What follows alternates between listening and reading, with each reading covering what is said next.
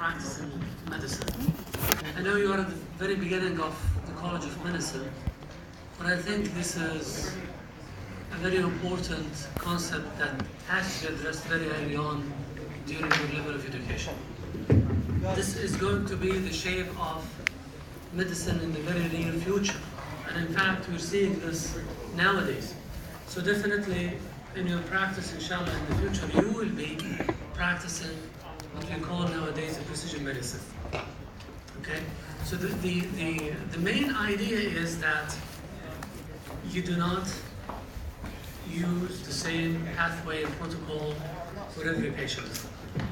It is very individualized approach to patients based on their own lifestyle, environment, as well as genes. يا شباب لو سمحتوا. So what is precision medicine? يا شباب, please. It's an approach to disease prevention and treatment that takes into account individual variability in genes, environment, and lifestyle to aid in the development of individualized care. So it is an individualized care. And we take into account the genes, the environment, as well as the lifestyle. And I will give you very good examples. I will give you very good examples of cases that we are practicing nowadays, okay? And there is an explosion of knowledge in this field. So in the future, this is going to be the norm rather than the exception. So you've seen this before. We've been practicing medicine for many, many decades with the idea of one size fits all. So if any one of us has fever or headache, he may take 2 tablets of Panadol. But we know that not all of us respond to the same dose and the same medication. And this is just one of the explanations why we see this. If we have 2 different doses, 2 different genetic backgrounds, it might be effective in the first one, but it may not be necessarily the case in the second one. And at the same time, we may use the medication that is going to be very effective in the first case, but it might be very toxic in the second. And therefore, we have to utilize a gene-dependent dose adjustment. So depending on the allele that the patient has, we adjust the dose because it might be too much or too little for the patient. So one size fits all is not going to be the practice, it is individualized medicine. And I'll give you examples, the 2 main branches of medicine that had clear impact in terms of practicing precision medicine is oncology and cardiology. So let's see oncology. The first example, which we know for many, many years now, something that is called Philadelphia chromosome. And Philadelphia chromosome is a chromosome that is a result of fusion between portion of chromosome 9 and 22. So there is a fusion that leads to BCR and ABL genes fused together. So this is an rearrangement of chromosome between chromosome 9 and 22 in patients with chronic myeloid leukemia. And if someone develops CML, chronic myeloid leukemia, and he is found to have this particular chromosome abnormality in his bone marrow, then using this medication will have a dramatic clinical response because it acts on this fusion of the gene. So this is a very old observation in which here we have a group of patients with CML or leukemia in general. If you find that this patient has this particular chromosomal aberration, then utilizing this particular chemotherapeutic agent will have dramatic response in comparison to other individuals who lack this abnormality in the chromosomes. Okay? So you devise the therapeutic approach based on what? The genetic analysis. And recently, we know many good examples of applications in lung cancer, especially in lung cancer. And lung cancer is a very bad disease. It has poor prognosis. But in certain situations, if someone has this particular gene, and in fact, this particular variant in that gene then you may utilize this chemotherapeutic agent or the other. So let's take this case. Who would like to read? يلا يا شباب. تفضل. Mr. G, a 55-year-old man, has felt fatigue during the last 11 months. Persistent cough led to a doctor's appointment. He did not have a history of smoking, although his parents did smoke cigarettes. His performance status was good, and he did not have any other chronic medical conditions. Okay. Radiographic imaging with CT identified several lesions in the lung bilaterally. A CT-guided biopsy revealed the well-dissociated adenocarcinoma. So he was found to have lung cancer, and this particular pathology of the lung cancer. Okay? Molecular testing was performed and revealed an exon 19 deletion of EGFRT. So this is one of the genes that has been involved in lung cancer. And when they did the genetic analysis, there was a deletion of that particular exon, exon 19. Okay? So let's go to this website. I hope the net is working.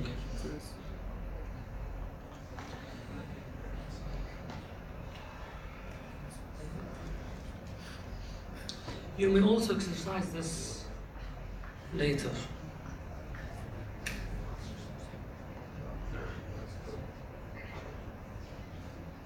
Yeah. So this patient has which type of cancer? Lung cancer. So he has lung cancer. And what was the gene? EGFR.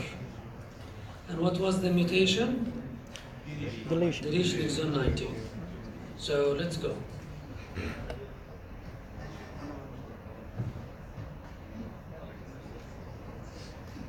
So this is a description of the disease, the different medications that can be used, and look at this. Response to first generation EGFR, TKI, these two medications increase sensitivity, which means that the tumor is very sensitive to the medication if the patient has exon 19. Response to second generation, these medications again confers increased sensitivity. So based on this particular mutation, the physician can choose these therapeutic agents based on this particular mutation. So let's go back to the slide. So this patient was treated with afatinib, one of the medications that are conferring increased sensitivity. So the tumor is very sensitive to this agent. And a follow-up CT scan after 2 months of treatment revealed significant response of the tumors, which would not be the case if this patient did not have this particular gene defect or this particular mutation. In the past, we did not have this facility. If one has lung cancer, then use the same medication irrespective. Now we know that if you have this particular cancer and you have this particular variant, you choose this medication and the response is very dramatic. So this is a form of precision medicine. Let's go to cardiology now. Now, a very important group of conditions in cardiology that has been impacted a lot by precision medicine is inherited arrhythmia. And you know that inherited arrhythmia can lead to conditions like, for example, sudden death. And I'm sure that you've heard about cases in which a very prominent athlete or football player who collapses suddenly in the field. Maybe you've heard about or you've seen cases like this.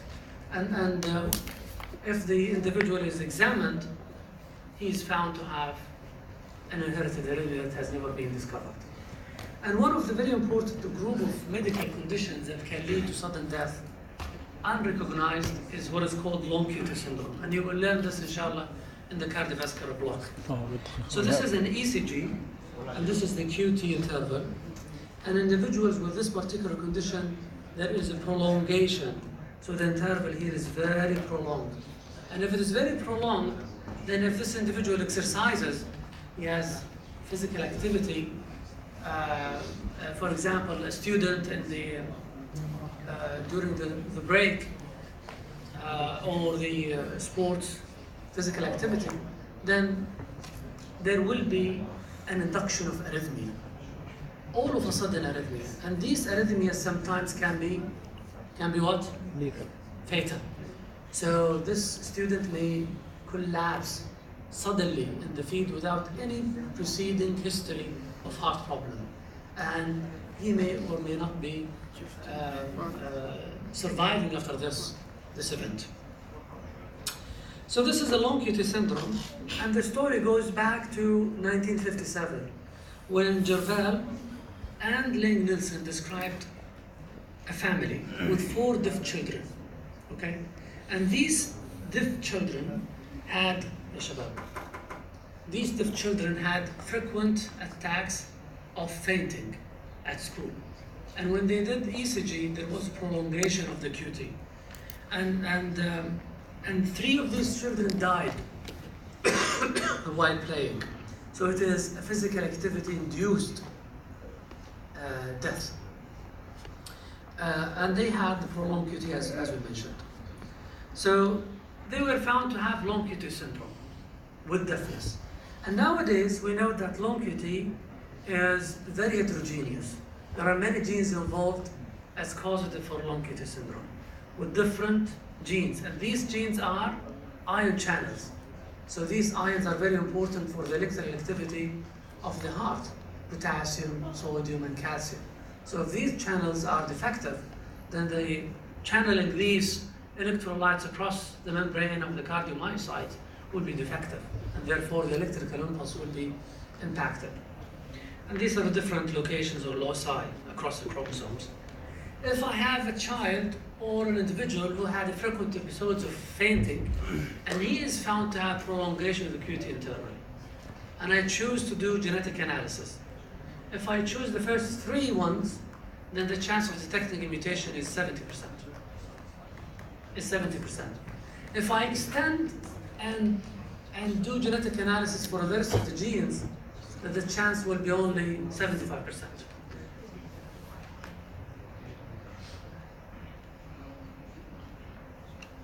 Will be only 75%. Ya shabab, please. So there are many genes involved that yet to be discovered. And there is a very good correlation between phenotype and genotype. If someone has these fainting episodes with emotional excitement or physical activity, that is type 1. If it is with auditory stimuli, this is type 2. If there is a very loud noise or alarm, then this is type 2. If it is during sleep, then it is type 3. So this is the long QT syndrome. And this is the family that had come to the clinic in King Faisal. So this is a lady who's 25-year-old, and she had episodes of syncope. And ECG showed very prolonged QT. Okay, she's 25. And she was found to have KCNQ1 mutation, which is long QT1. And when we screened her first degree relatives, just to see if the mutation is spreading in the family, her daughter was also carrier of the mutation. And the source of the mutation was the grandmother. She's in her 60s, and she's never experienced any fainting attacks. So she had the mutation, but she was not showing it. What do we call this? Genetics? Asymptomatic. Channel exam? What do you call this in genetics? She Asymptomatic. has the mutation, she does not manifest the disease.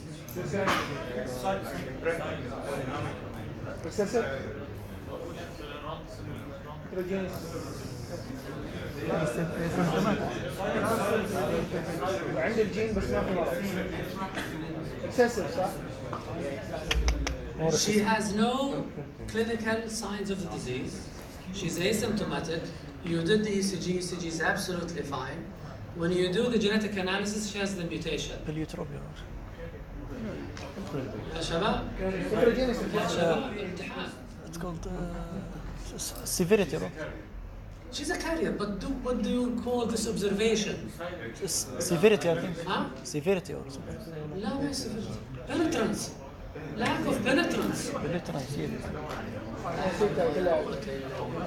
Lack of penetrance. She has the mutation and she does not have the disease. You remember the 100 spots, 70%? So this is lack of penetrance. So this is a family that was found to have, all these individuals were in fact affected with the disease, but not all of them were showing the disease. So there is reduced penetrance. Penetrance. Reduced penetrance, okay? طيب. Let's go to this website, Clinical Genome, okay?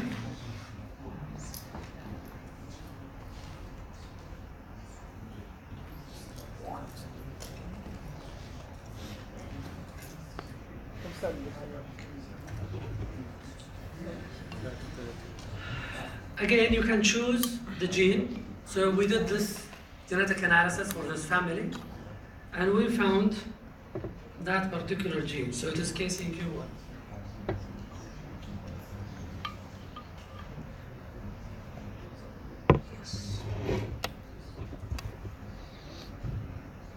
So this is the gene. Okay, and there is extensive, detailed reports on the gene and the medications and the interventions. So, yeah, extensive details about what do you do, what would be the best approach if you find this mutation, what would be the best intervention. In patients with sudden death, we can utilize medications, oral medications. And if the symptoms are severe or persistent, then we can use other interventions, including what?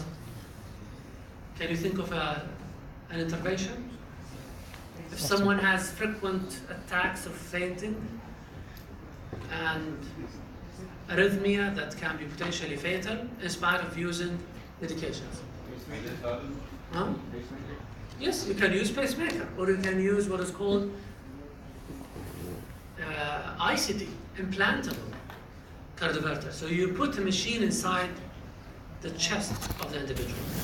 And these are connected with wires to the heart. And if the heart develops arrhythmia that is very severe, then the machine will take over. And then it will trigger an impulse. Then it will initiate as if you are doing a defibrillation for a CPR individual, okay, who just suddenly collapses.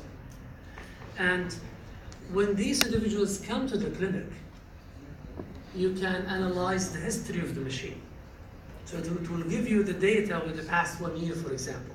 Yes, on that day, the heart had that particular arrhythmia, and the machine triggered an impulse. So that was potentially preventable death. If that machine was not there, then this arrhythmia would have been very severe, and it may have ended up in sudden death. So this is another intervention. Of course, this intervention is a major one, okay, and it has significant impact on the health, on the quality of life for the individual. But it is something that we have to do in some situations because there is no other way to prevent death except this. But which one to choose? Oral medications or this particular significant intervention where you put a machine inside the chest of the individual? It depends on the clinical data, severity, as well as the genetic background. There are genes in which the only manifestation of the mutation is sudden death during sleep. If you find this individual is carrying for this particular mutation, he is at significant risk of developing sudden death during sleep. If you do ECG, ECG is fine. So the only way to prevent this is by significant. So you have to have very significant approach to manage this individual. Okay? So this is another example. Okay. A very important component of precision medicine is what we call pharmacogenomics. Okay? Now, pharmacogenetics and pharmacogenomics may differ, or sometimes they are used exchangeably. So, like what we call in Islam, al-Islam wal-Iman. If they are used together, they're different. But if they are used differently, they are the same. إذا اجتمع افترقا وإذا افترقا اجتمع. Okay? Pharmacogenetics, the area of biochemical genetics concerned with the impact of genetic variation on drug response and metabolism. Pharmacogenomics, the application of genomic information, so it is a larger scale, or methods of pharmacogenetic problems. This is a very good example of a medication that is used in patients with cardiac disease, okay? Clopidogrel. Clopidogrel is an oral antiplatelet agent. And the main idea is that you would like to make the blood thinner so that this individual does not develop a stroke or angina, okay? Myocardial infarction. If this individual has significant heart disease, then this medication can make the blood anticoagulant. So it is prescribed to inhibit blood clots which can lead to heart attack and stroke, and metabolize with this particular gene into the active form. And the gene variants are known to be associated with increased or decreased response to this medication. So before we use this medication, we do genetic analysis. And according to the mutation, we use it with a higher dose or lower dose, or we don't use it at all. Okay? Let's take an example. And again, this is a very important website that can be used to test the dose of the medication. Okay?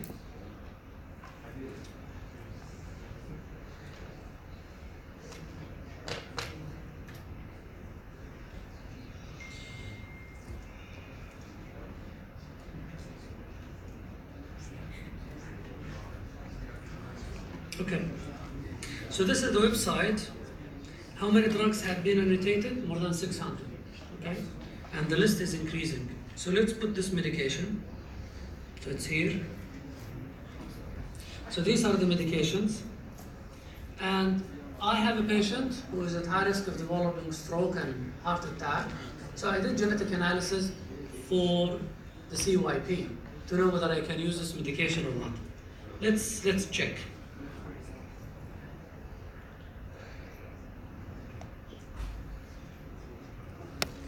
So these are the different mutations, and these are the information.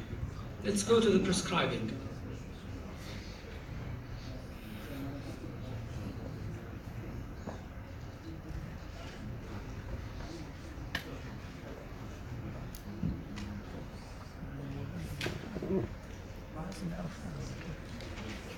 And this is the level of evidence. So if you have this particular variant with this medication, there is efficacy or toxicity for the variant.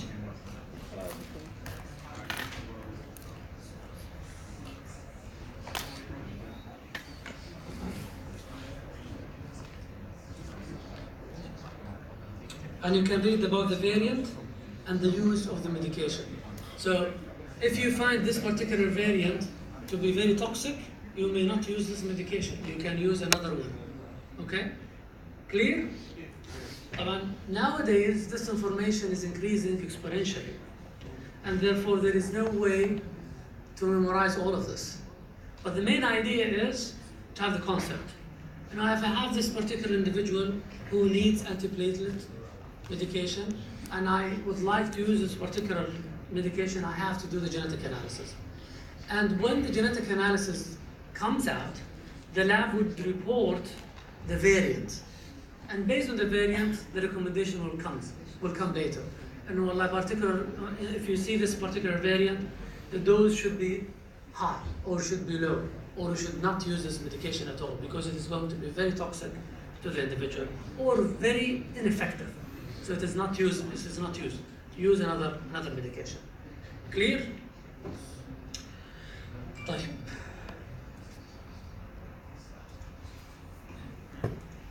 So going back to the first slide.